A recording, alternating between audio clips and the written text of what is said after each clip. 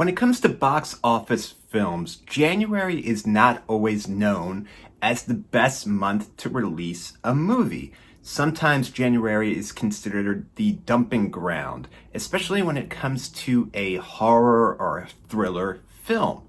So, with this movie that I'm about to review, does it break that stigma of the January curse? We're gonna have to find out, right? So let's get it.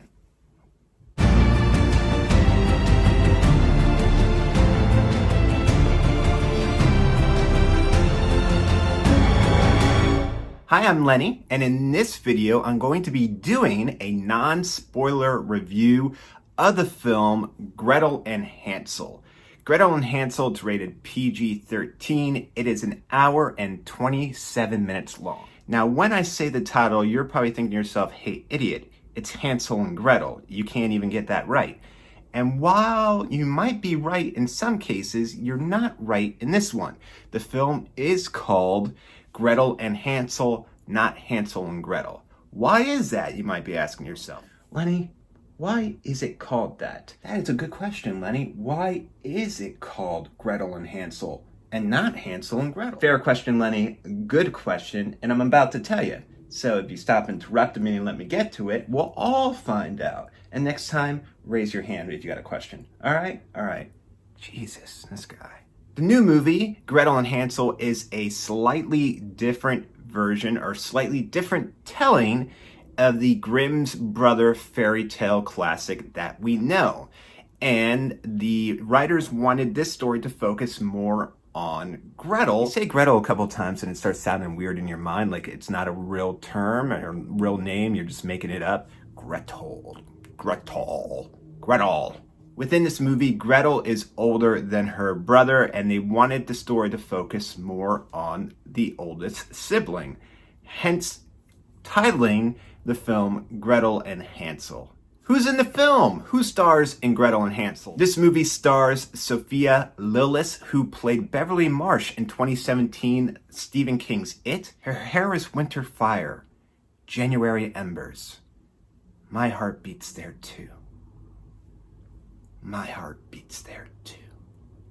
And it also stars Alice Krige. Alice Krige you'll know from her photo. This actress is always playing weird-ass characters. Always weird-ass characters. What is the plot of this film? Well, for the most part, I'm quite sure you know the gist of this movie without even needing to be told what the plot is.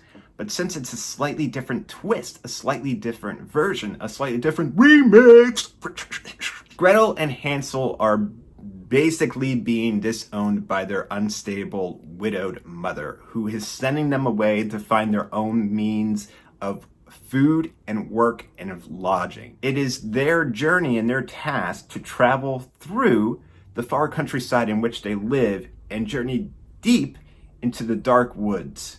If I was going to rate Gretel and Hansel on a scale of 1 to 10, with 1 being pure absolute garbage and 10 being the best bowl of ice cream that you can ever think of, what would I rate it? Well, I would give Gretel and Hansel a 5. 5 of these and 5 of these.